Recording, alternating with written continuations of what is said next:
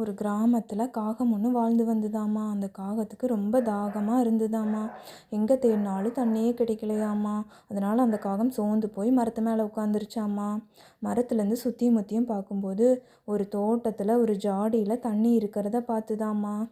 உடனே காகம் எப்படியாவது நம்ம அங்கே போய் தண்ணி இருக்குதான்னு பார்க்கலான்னு அங்கேருந்து பறந்து போச்சாம்மா. பறந்து போய் அந்த ஜாடி மேலே உட்காந்து பார்த்தா தண்ணி ரொம்ப கீழே இருந்ததாம்மா. என்ன பண்ணுறதுனே காகத்துக்கு தெரியலையாம்மா. காகம் அமைதியாக யோசிக்க ஆரம்பிச்சுதாம்மா.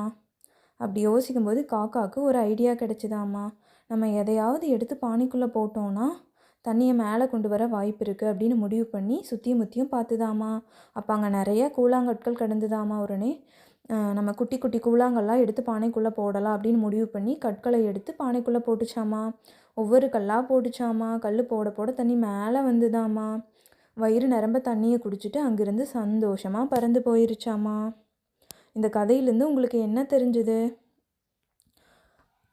முதல் பாயிண்ட், தாகமாக இருந்த காக்கா தனக்கு தேவையான தண்ணியை தானே தான் தேடி கண்டுபிடிச்சிது. அதே மாதிரி தான் நம்மளும் நமக்கு என்ன வேணும் அப்படிங்கிறத தேடணும். தேடினா நிச்சயமாக கிடைக்கும். ரெண்டாவது பாயிண்ட், காக்காய்க்கு தண்ணி கிடச்சிது. ஆனால் ஜாடியில் தண்ணியோட அளவு ரொம்ப ரொம்ப கீழே இருந்தது. அதுக்காக காக்கா சோர்ந்து போகலை. உடனே புதுசாக ஐடியா பண்ணி கல்லை உள்ளே போட்டு தண்ணியை மேலே கொண்டு வந்து குடிச்சிது. அதே மாதிரி தான் நம்மளும் நமக்கான பொருள் கிடைச்சாலும் அது நமக்கு ஏற்ற மாதிரி இல்லை அப்படிங்கும்போது சோர்ந்து போயிடக்கூடாது. நமக்கு ஏற்ற மாதிரி அதை நம்ம மாற்றிக்கணும். சரிங்களா? மூணாவது பாயிண்ட், காக்கா அவசரப்பட்டு பெரிய கல்லை உள்ளே போட்டு பானையை உடைக்கலை. குட்டி குட்டி கல்லாக போட்டு தண்ணியை குடிச்சிது. அதே மாதிரி தான் நம்மளும் நமக்கான விஷயம் நடக்கிறதுக்கு கொஞ்சம் பொறுமையாக இருக்க வேண்டி இருக்கும்.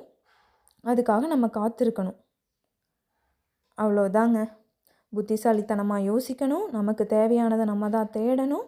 பொறுமையாக இருக்கிற சமயங்களில் பொறுமையாகவும் அமைதியாகவும் இருக்கணும். அப்படி இருந்தோன்னா நமக்கு வேணுங்கிறத நம்ம நிச்சயமாக அடைய முடியும்.